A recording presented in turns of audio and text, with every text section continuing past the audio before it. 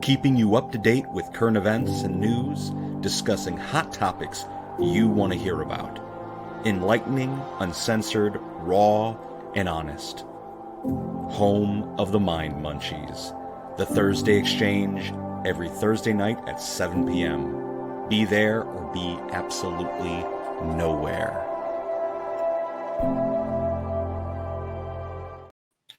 Well, hello, everybody. Hey, what is everyone. up? Episode 3 of this season, we're going to be talking about some really in-depth topics that hit home for all of us creatives out there. Sensitivity and censorship. Whether you are an artist, a musician, a filmmaker, photographer, whatever you are, these issues do affect you. Absolutely. Whether it's social media or things being canceled on a daily basis or what we should or shouldn't say we see, it's really hitting home. One of the big things that I want to talk about and jump right into this topic is, for those of you that know me, you know I run the Catskill International Film Festival. We receive films from all over the world.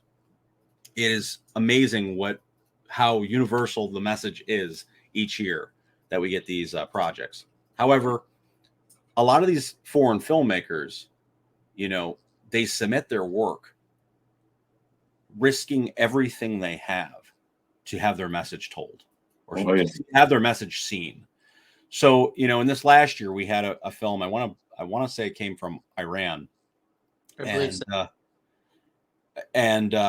the filmmaker had to withdraw their project because they didn't realize that our festival this year was a dual event, which was in person and online.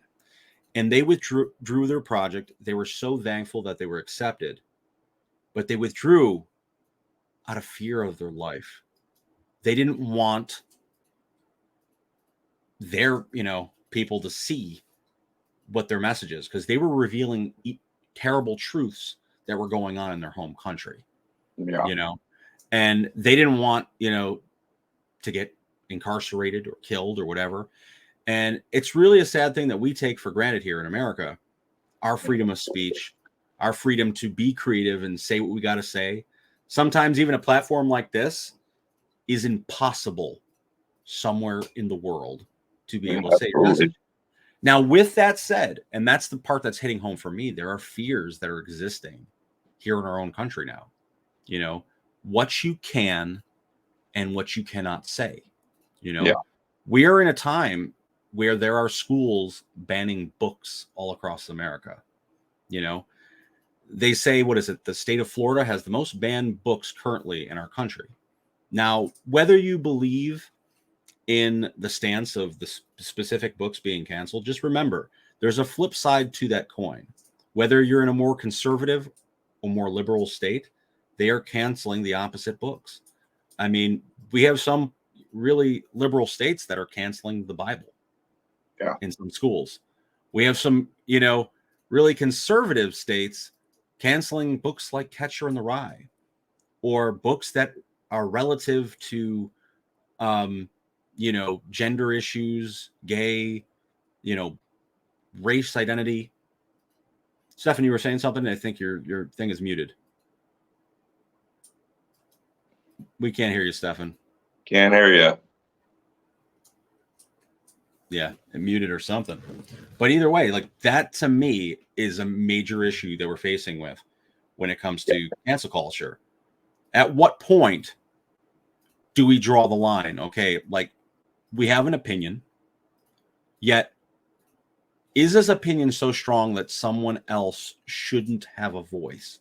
Should we not have the freedom to see the other side of the aisle, whether we agree to it or not? And for me, that hits home really, really strong, because I'm an author. I wrote my first book a few years ago. I'm continuing to write material. Yeah. And I feel like, at what point will my messages be muted? Oh, yeah. Can you hear me, Stefan? Yeah, sorry. A phone call came through and it booted me off. Okay. What were you saying before we were jumping on? you were mentioning about like canceling the Bible in some places. Even when I was in high school, I went to a non-denominational / Presbyterian high school. There was a whole big thing because they were trying to cancel the use of the word God even in the Pledge of Allegiance. Like, and it was actually like a thing that was like going to court over it because people were trying to have that removed just from our Pledge of Allegiance because of their own personal views. Yeah. Even off the dollar bill itself, they were trying to remove "In God We Trust" off our currency here in America. I was reading a little thing just to the definition, of cancel culture, the phenomenon or practice of publicly rejecting, boycotting, or ending support for particular people or groups because of their socially or morally unacceptable views or actions. Cancel culture can ruin careers, but it can also make a public figure think twice before posting controversial comments. When I read that, I'm like, man, it's perfectly described. I mean, it really is. It's blatant and right in your face, telling you what it does and how it can affect people's lives. I remember years ago, and I love speaking, public speaking. It's a passion. I've said it many times, on here. I've said it on my own podcast. Public speaking is, something it's one of my goals to get back up there. And I remember years ago, I was at a big event. It was, the whole high school was there. There was they were talking. It was basically a pretend you're homeless sleep out in the school, where all these kids were basically pretending for the night they were homeless and they had their sleeping bags. And so I was invited to speak. So, we were going over what we were going to speak about, and I had everything written down at the time, you know what I mean? And what I was going to speak about, and because I was homeless, I struggled in all those things, being addicted, I was homeless, I was arrested, all these things. And then I was speaking about, we were speaking at a Christian high school, and I was speaking, about heaven and hell. And, I had to tie everything together. And I was told by the person running the event not to speak about hell. Do not speak about that. I don't want you to bring up that at all. Do not do it. And I ended up going on stage and I did it anyways.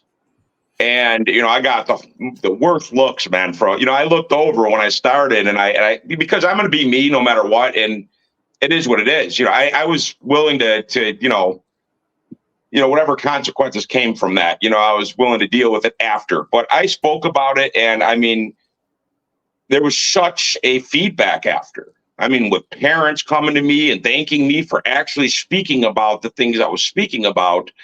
And I was lectured by the other side. The people who invited me, they came down pretty hard on me, and I was never able to go on any more of these events with them. They wouldn't let me go up on stage and speak because they didn't accept my message, that I gave it. But the people actually did, the community did, the high school did. They wanted me to come back, but the people that invited me would not allow me to come back. I mean, so it did. It had an effect on what my goal. My goal was to continue, to get on stage and to speak in front of people. And it did affect me at the time. And I was upset about it, but I got over it because, I have my own life, my own 2 feet, and I'll get there again, one way or another. But it was just one of those settings where I was told not to do something, speak about something, because it may be too scary or, it may affect them in the wrong way, but it didn't, thank goodness it didn't. But I just wanted to kind of, talk about that for a second, just breaking down the definition and how in my own personal life, it did have its effects, and just that little instinct of my life, Well, the thing is, it also segues into another bigger problem is like just the fact that faculty at schools are largely controlling the narrative in the sense that, and it's not everywhere, but like you're largely being taught by a liberal teacher body. I'm not sure how the word to say for that, but when you go to college, it's almost entirely liberal, like liberal arts, more teachers like that to come into it. And over time, that view became entrenched and started pushing out other views as well. And regardless of whether you're Republican or Democrat, if you only have one side dictating what can be taught, it's inherently unfair. Yeah, for sure. Absolutely. What I noticed a lot through, my college experience is a lot of atheism being pushed. It's understandable when you're thinking about a lot of people that have went to school constantly, the whole debate versus science and religion. Yet a lot of stuff being pushed in college is atheism, from what I've seen. And, whatever you believe. But I feel like those type of influence, where you're basically vilifying the other side. I think that's wrong. And it makes people fearful to speak their mind. And the whole idea for me is to have everyone be able to speak their truth so that we can be unified, so that we can come together and embrace our differences. That's the big thing now that I think a lot of people do not accept anymore. I mean, it's the stupidest thing ever. And it's a subtopic within a subtopic. As far as creatives is concerned, we live in a time now where we have to be careful of how we do our hair. We live in a time now where you have to be careful what kind of clothes you purchase, because you may be appropriating another culture. You got to be careful of what kind of food you eat or say publicly, words you can't say publicly, or else, you're going to offend somebody. Yeah. And there's a time period where when we dressed a certain way, like another culture may have adopted, that was appreciating, that was respecting, that was honoring that culture. Now we're in a time that it's disrespecting. Yeah. And for a creative like me, you got to be conscientious of how you depict characters in films or in your books, or how you write lyrics in a song, because the stuff that you used to joke about. Now, we talked about this before this podcast. We talked about, people in the 90s, like Insane Clown Posse or Eminem, or, other controversial artists of the 90s and early 2000s that created lyrics and music that were downright offensive. But a lot of times they had like a jokey edge to them, like I'm just playing type of feel. Nowadays, things are so literal. If you say it, you're gone. You're canceled. You're on the chopping block. People can't tolerate. People are bringing up lyrics from his old songs currently and trying to still cancel him, even though he's already, we talk about Eminem. But this is not even just about Eminem. This is just giving an example of how now they're using lyrics and music to eliminate artists of the past. I mean, they're using lyrics in music in court against artists. Yeah. You got someone like right now, like Young Thug right now. To be fair, if you're somebody who's guilty, then you probably shouldn't be singing about it. But if you're not, you shouldn't be ostracized for it. Like I told Danny and I, we make music for years. And the stuff that I said in my music was storytelling. Yeah. But I sounded like a psychopath. If you were to read my lyrics or read some of my short stories or even books I've written, you would think that I'm unstable. I'm a serial killer. Don't trust this guy. He's nuts. The way I depicted people in general, it was in my head at the time and on paper, and I would sing about it or rap about it or whatever. But you can't, as an artist, that's our outlet. So we don't do crazy things. Yeah, to be the same way. When I go out there with a canvas and I splatter paint on it and I get my aggression out, right? Listening to music, that helps me. When I scream on the microphone or say something nuts and get it out of my, flow it out of my system, that's my therapy. So for you to use it against me, it's almost like, imagine that piece of paper that I'm writing on is my therapist, and my therapist taking that piece of paper and going to the judge and being like, incriminate him. With those internal thoughts. And that's the way I feel lots is going on today. But there's the flip side of that too.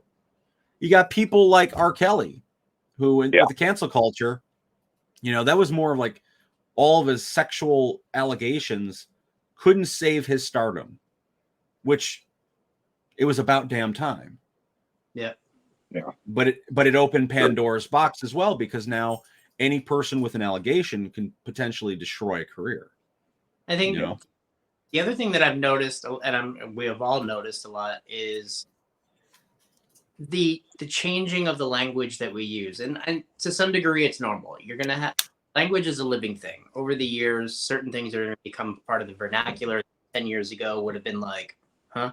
Like, what the hell does that mean? Like, now you hear a kid saying, like, oh, dude, that's ill. That's sick. It's like, oh, you mean it's good.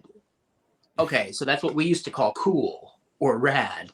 Like, you know, you know, we come up with new words. But the thing that's interesting to me is that with all the political charge in the atmosphere, like even you mentioned yourself about being homeless. Now people are calling it the unhoused. I'm like, does it change? You don't change the name. Yeah, it doesn't change the reality of the situation. You don't have a house. Period. Yeah, for sure. There's some of it that I personally don't. I mean, I guess I don't. I get it, and I don't. With this whole cancel culture that we do live in. How about like the Washington Redskins? I mean, to change because they said it was offending the the Indian community, even though the Indian community actually said it was basically an honor that they were on a football team's helmet. And because someone decided and said that's offensive to them, they removed it. Now they're the Washington Commanders. Yeah. Or you have Aunt Jemima, or Uncle Ben. And those are the things I don't get, because I can't see the Black community standing up and saying, please take, Uncle Ben off of the box of rice. I mean, who came up with these things? Because I guarantee that really wasn't in support of the Black community at all. Because why would you want a figure in your own community removed? It's so twisted. That's the stuff I don't understand. That's, I'm saying about this, because I'm like, what poll did you take to be able to take, African-American figures off of these brands? Like, in a sense, that almost seems racist to do something like that. You removed, there's only a few African-American, figures on these products, and you took them off of these products. Like, and you canceled them. You canceled Uncle Ben and Aunt Jemima. I don't want to be a conspiracy theorist here, but it happened at the worst time possible. We were talking about during the pandemic with all the riots and everything. They're like, oh, by the way, we're going to take some icons off of some things. Yeah. It didn't. Yep. It was demonizing, and then I know there was a big. I know what is it? Dr. Seuss. They removed a bunch of the stories with Dr. Seuss. They even went tunes. Oh yeah, Paw Patrol. How about that one? During the whole where they were trying to cancel the police, cancel the police. Yes, there are bad cops. There are bad police for sure. I don't dispute that one bit. I never will. There's bad apples in every bunch in what we do. But there's also police out there that'll save your life. And that's their whole meaning of getting up in the morning, is to protect and serve. And they do exist. And, to try to say, something, we want to cancel the police so bad, we're going to take a cartoon, Paw Patrol, and we're going to remove a toy, a cartoon from these children. I mean, what message are you really sending? I mean, seriously, what message is that? Who are the people pulling these kind of strings? And that's division. That's utter division. It's this cancel culture is insane. It's crazy. I feel like the scales are being tipped currently, because if you go back a few years ago, during the pandemic, when like social media, I think, was at its peak. It's still big, but I think it was truly at its peak, because you think about it, there was nothing else for people to do but be on the computer. Yeah. And during that time, when the Thursday Xchange first began, more than ever, we couldn't post anything without there being some fact checker that had a bias behind it in a way. Absolutely. Depending on what politician you supported or even mentioned in a podcast. There was a few times, anyone that knows Stefan and I know that we typically don't lean to any side. Basically, any side can get these fists, the way we feel. And that's the truth. God forbid you say anything that offended somebody and there's a false report on the bottom of your video. Yeah. A whole article underneath it. A whole lot of it, man. And you don't see it a lot anymore on the bottom of your videos. Did you notice that? Well, that's what I said. The scales, I think people see what's going on. And that's one of the things. There was a big shift with Twitter when it became X, because when it was Twitter, people were being censored left, right, and sideways. Politicians were being kicked off of the platform. Yeah. Religious groups were being kicked off the platform because of basically what they said was hate speech. But that was the furthest from the truth. Now that, you know, they have Elon Musk over there, they call it X now. They've changed some of the rules and standards. Looked at it yet. At this same time, here with Facebook, you don't really see that anymore either. Yes. The fact checkers that only choose certain facts, you know, which now they've all went backwards, all the facts that were real. Not to get, you know, too controversial, but the reason I'm saying this is there was a time period where things got a little scary for creatives. And if you really look at what's going on around you, you got to be wary. You have to know what's going on in the world, because there was times in other countries where they had the freedom of speech and things had changed. Yeah. You know, things had drastically changed. I'm currently watching The Handmaid's Tale, and it shows basically a modern day America that had been taken over by like some crazy fundamentalist group, where women now are like subservient to men and basically baby makers. That's it.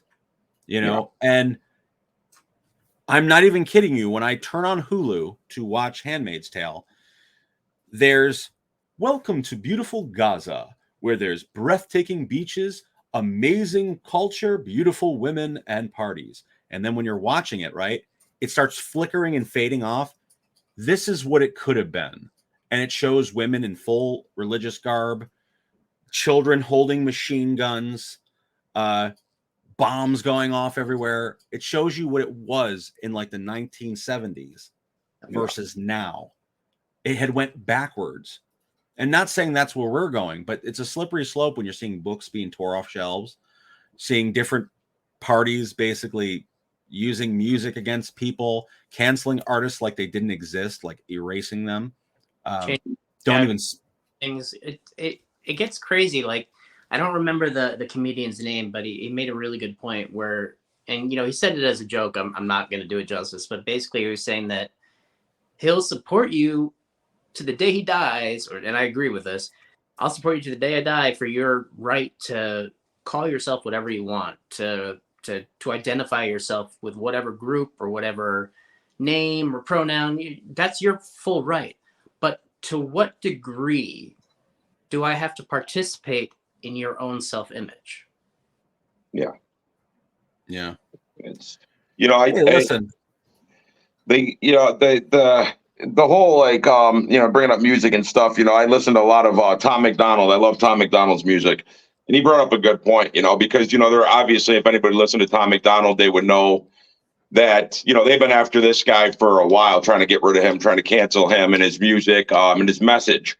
And, you know, he brings up a good point. You know, they want to cancel Tom, they want to cancel him, but you're promoting Cardi B with your daughters. You know, your daughters are out listening to Cardi B, and you're trying to take this man down, and all he's doing is speaking actual truth. They're not even conspiracy theories.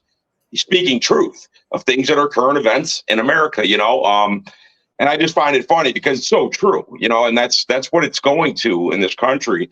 If you speak against, it seems, if you speak what is actually going on and you speak what's right, they want to get rid of you, you know, and they want to promote this other side of just twisted ideas, and, you know, and they want to pump that crap into your kids' headphones.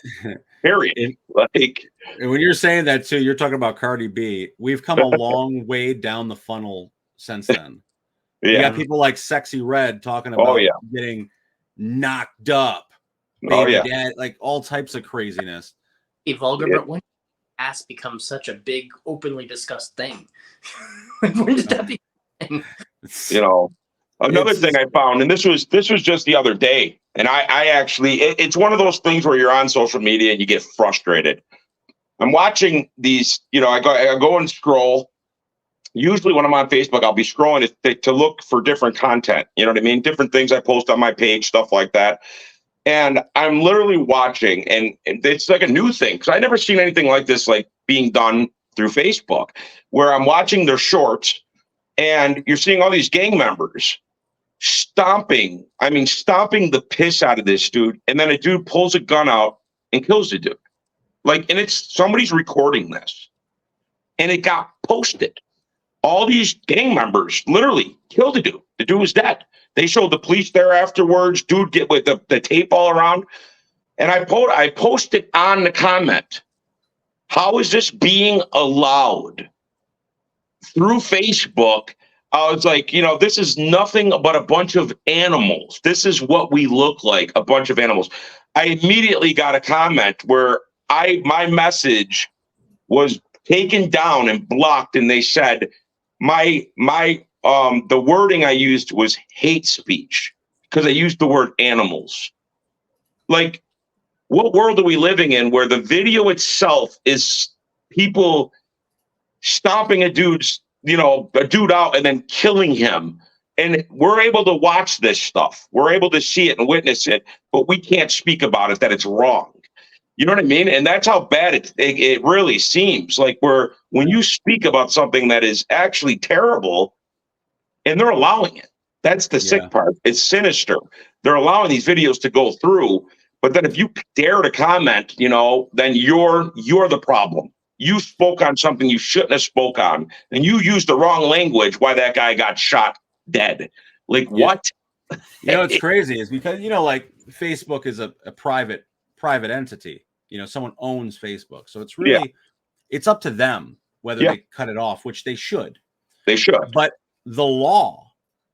our law in this country isn't really against hate speech publicly. It's not. You can't discriminate against someone like to get a job or anything like that. But like in Washington, D.C., or our capital, right? There was mass hate groups on the streets in front of the Washington Memorial, one of the biggest memorials in Washington that protrudes out of the ground. Literally guys on megaphones hating white people. And basically saying that we're like, less than, and all this other nonsense that was going on out of their mouth, preaching hate, handing out flyers to people, like recruiting an army type of thing out there in Washington. And they're legally allowed to do that. It seems to an extent. Like I know what you're talking about. It's, the hatred towards middle-aged white men. And it seems like it's that we have targets on our backs because of the color of our skin. But if the tides were turned and we were out there speaking that same hatred towards any other race, we would be arrested for hate speech. I believe we would actually be arrested. They would arrest us for that same speech that is being used against us. Somehow it's okay, to call, the angry white man syndrome. I think they did that with Joaquin Phoenix in the Joker, ain't it?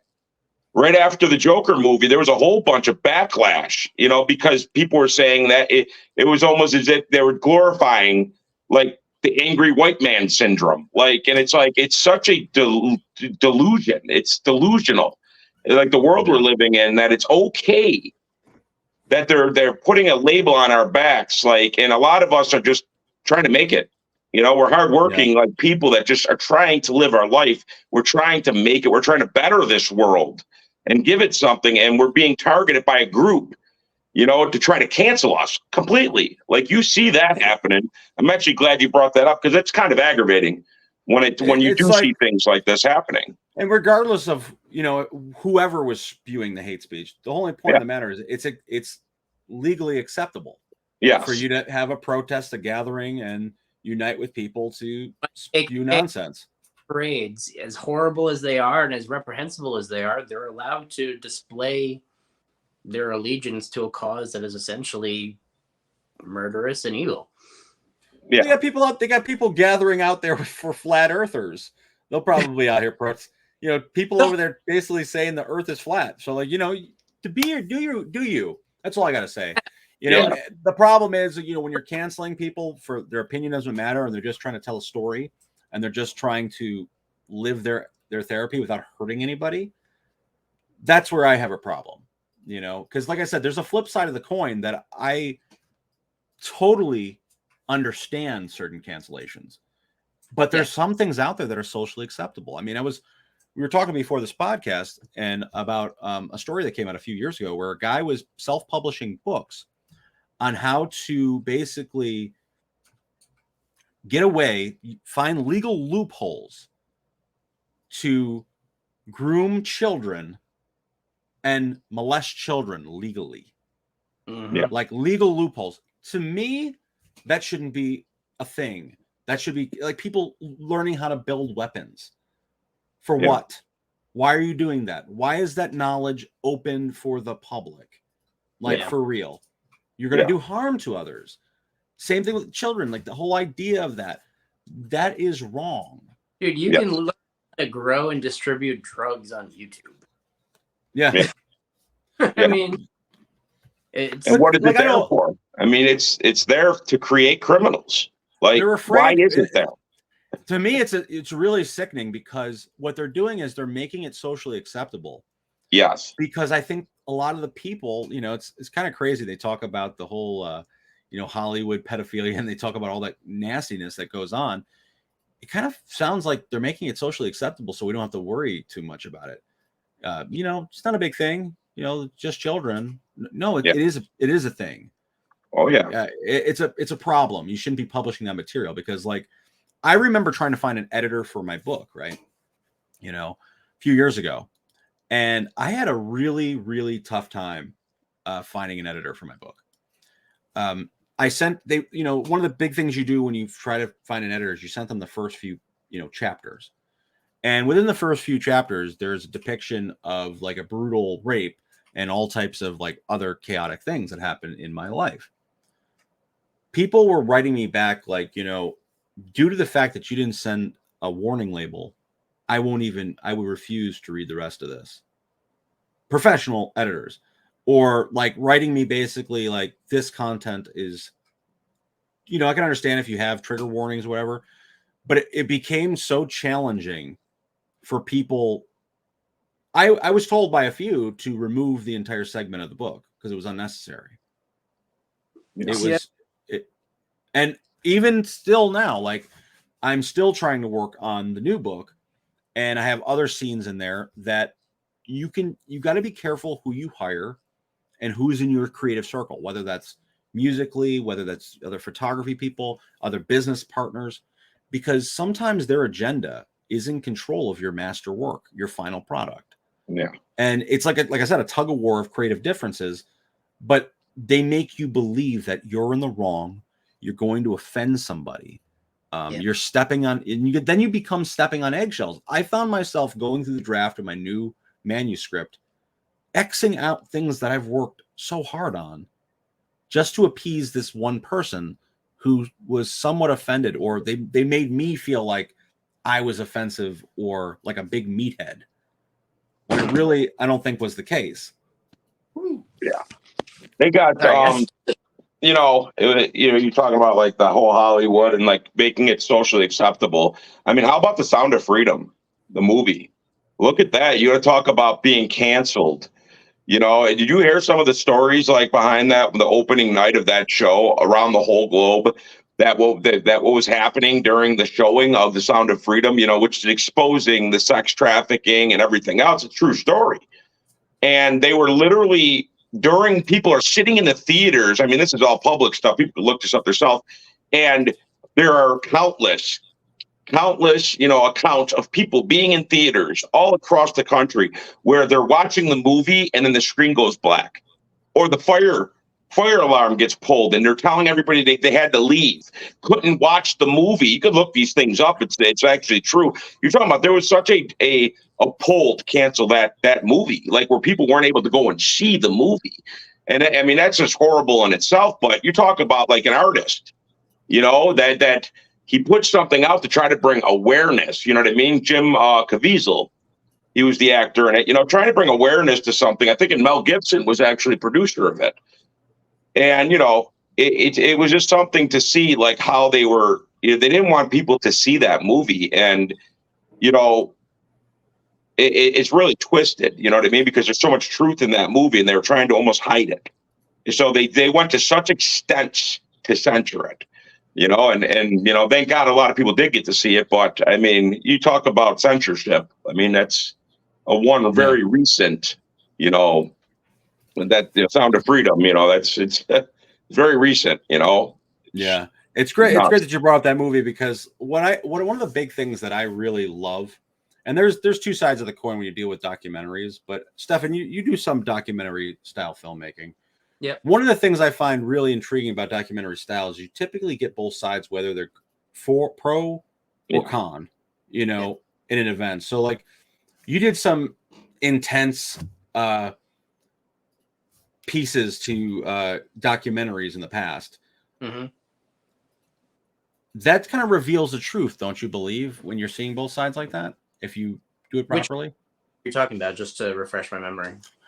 During the pandemic, you were doing you started working on a documentary at that time. About the different protest movements and like yes. It was an interesting experience going. It was at West Point. They the day that apparently Trump was coming to do a rally before his campaign or whatever, like with his supporters. And then on the other side of West Point's campus at the other entrance was the Black Lives Matter, LGBTQ2, and everything else that tagged on to it protest. And it's very strange seeing both sides of it, because like the side that I would have expected to be more, hostile would be like the Republicans. You'd expect it to be like, oh, and like the dude was out there praying a rosary and handing out flyers. And then I went over to the other side and I was basically between the riot line and the protesters with a bunch of guns pointed at me with tear gas and stuff from the top of the buildings. Like they even had sniper posts up there. And it just, you see some very interesting things, because what struck me the most is that this was a Black Lives Matter protest and most of the people weren't black or protesting for gay rights, which is fine, but you're at the wrong parade. So when you're doing a documentary, what do you think is most important to make sure that you get an honest depiction? Because when editing's coming there, like to shave things off that could have critical moments, what do you find most important when putting together a documentary? I think not even just for documentary, but especially for that, but also just in conversation with people that you may not agree with, is a willingness to listen and to empathize with a person that you are diametrically opposed to in beliefs. So if someone is sitting across from you who is racist and believes that all people should be exterminated if they're not of your thing, I want to know why you feel that way. I want to see what is your intention behind that. And so that gives me the ability to ask questions of you when some people say, you shouldn't even have that person on. You shouldn't even talk to that individual.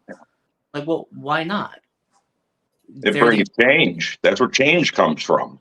Like you can't have and in Israel, if no one talks, if no one talks, you're not going to fix anything. Exactly. Mm-hmm. I get into the politics of that situation. That's a loaded one. But you really have to just empathize and try and put yourself in the place of another person. Like, I can never know what it's like to be a black man. Okay. But I can put myself into a place where I can imagine what it's like to be a man in a position of similar circumstances that are going through these sort of things. And that'll give me the ability to ask you questions that may be uncomfortable and may be listed as making me a bad person or whatever. But I'm going to ask the same hard questions to the other people and try to understand why they believe what they believe. And then leave it up to the audience to decide what they think. Yeah. I feel like dialogue, just between like you were saying, not willing to talk, and how much that talking to one another brings change, you know what I mean? Because we can all relate. We're all human beings, you know what I mean? And once we could start seeing each other as human beings, we could start to understand each other and actually have a conversation that brings upon actual change.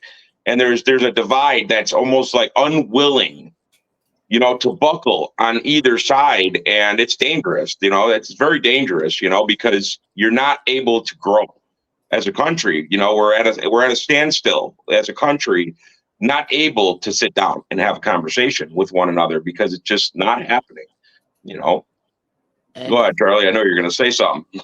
Sorry.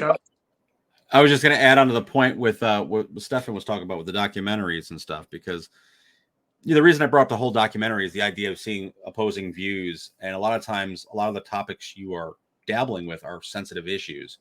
And a lot of times, one of the very few things you see in a lot of documentaries is much censorship. But you have to be sensitive to both sides of the aisle. So like when I'm doing the film festival stuff, well, you not see censorship, but you see editing in a way that censors the message. You could. It depends on the agenda.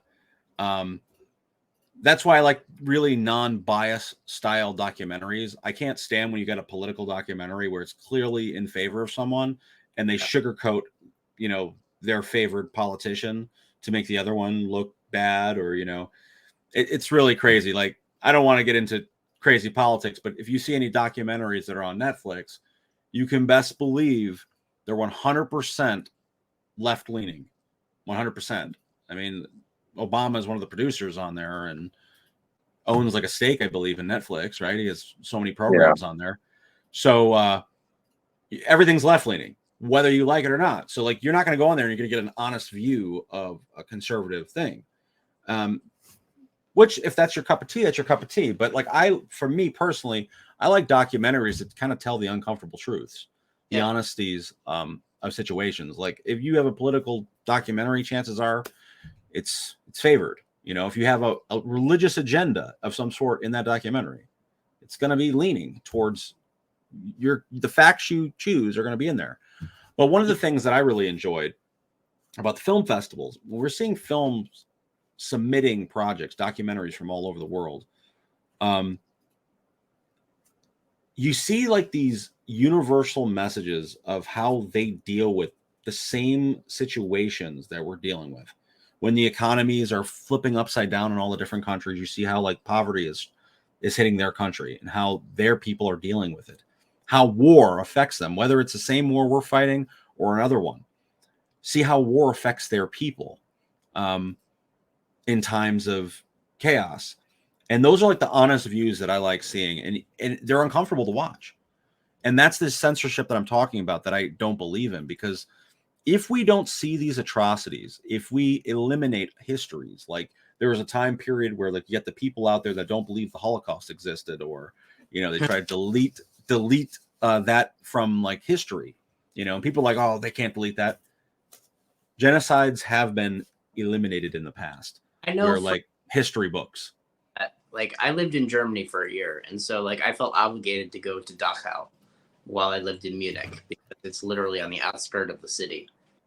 And part of me was like, do I really want to go to Dachau? Like, it's a concentration camp. Like, it's not a cheerful topic. It's not a thing. But I feel like by ignoring the fact that it's even there is what caused a lot of the problem in the first place. Because when you pull up in the train station to go to Dachau, you arrive in the village first.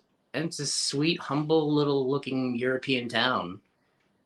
And it's yards away from where this death camp was, where piles of bodies were literally stacked up to rot, where they were hanging people from the rafters before throwing them into an oven. And you're going to tell me that nobody knew what was going on, that you couldn't smell that stench over that fence? Like, and then to say that it never happened? Yeah. Like, yeah. But the same also goes, like, and, as far as being revisionist and stuff, you also have to take into account that things are not always as they've been taught to us. As a kid, I went into class, my social studies class or my book had like a paragraph dedicated to forcefully evicting every Native American, marching them in a death march halfway across the country and depositing them into reservations in Ohio and Kansas and Oklahoma, and call it a glorious thing of manifest destiny. Like, that's how we were taught it when we were kids. That was a soft way of teaching, like, right? Oh, yeah. That's destiny. And they've decided that they felt that this belonged to them. So they all moved here and the Indians had to go there. Like, it was very like glazed over. So like that's also ignoring the reality of what happened. So I'm glad people relate to that. But I think that in any of these topics, like, because I don't want people to like accuse us of saying like that we're just like right leaning, like we want to say whatever we want, hate speech advocates. Like, no, you have to come at things with a sensitivity to where the other person's coming from. And that's where that empathy comes in again. You have to be able to understand that there are going to be certain words that are going to be triggers for people. But it's a fine balance between, do I worry so intently about what's going to make you feel uncomfortable that I don't speak the truth anymore? I think a lot of things come down to personal responsibility. You know, everything is about your choice. So you don't have to choose to watch that TV program. You don't have to choose to put that song on the radio or pop open that book. And let's just say these books that are being canceled throughout schools in America, you don't, if you raise your child the way you want them to be raised, possibly, and they don't want to step outside to be their own person, which we all do. We're all rebels. We all were rebels. We would probably all pick up that book we shouldn't have read. But maybe in reading that, who didn't try when they were in high school? Yeah. Well, maybe us picking up that book that we shouldn't have read, maybe we either agree with what our parents wanted, or we go that direction of having an open mind. This whole idea that people are to be controlled and they can't make decisions for their own. That's like a sense of like making the government be your mommy and daddy. Like we're in control. Like I said, if it's not hate speech, like the guy that was over there trying to groom children, like, yeah, his book should be burned in mass piles, if you ask me. He shouldn't have a right to do that. To me, it's criminal. It's saying, come on, creeps, come and do what you want to do. That's not for me. But other topics like that, like you banning the Bible in schools, or banning a book on like Perks to be a Wallflower because they have gay characters in it, or sexual scenarios, banning that in schools. Banning Dr. Seuss, banning Paw Patrol, like ridiculous. And as creatives, knowing, because we're talking about independent creatives, and like people are like wondering, you guys are talking about big blockbuster stuff. It affects us all on a level too, how we do things. I mean, they how got we promote our work. Gonzalez because he said "Underlay, arriba." Come on. Like for us, it affects us too. It affects how our work comes out.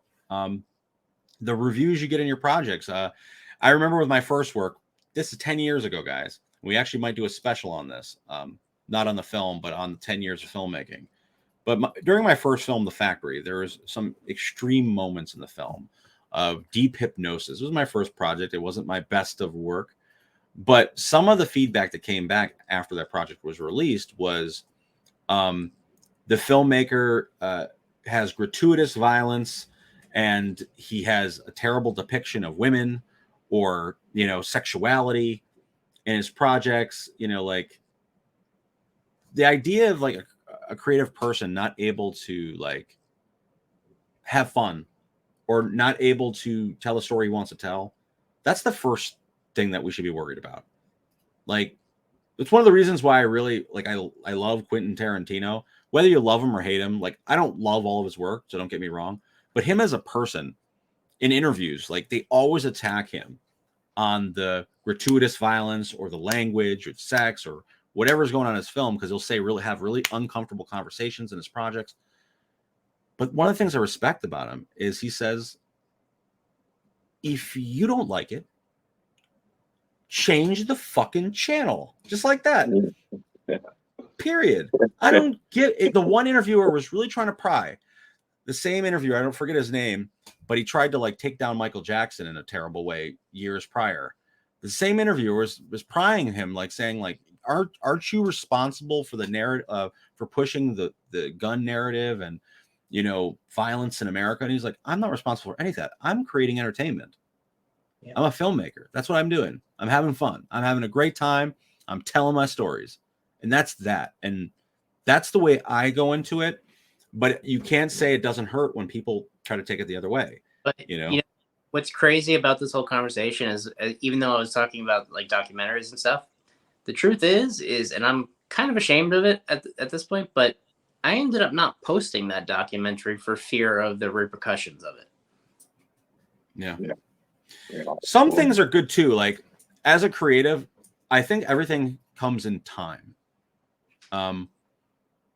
Think now, the material you have 5 years from now, even 10 years from now, releasing it then when people cool off to reminisce and recall those memories.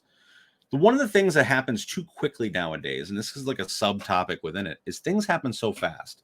A major event or crisis happens in America, and the next day we're watching the movie on it. Yeah. What about time to take it in and understand 5-10 years from now, looking at that material and being like,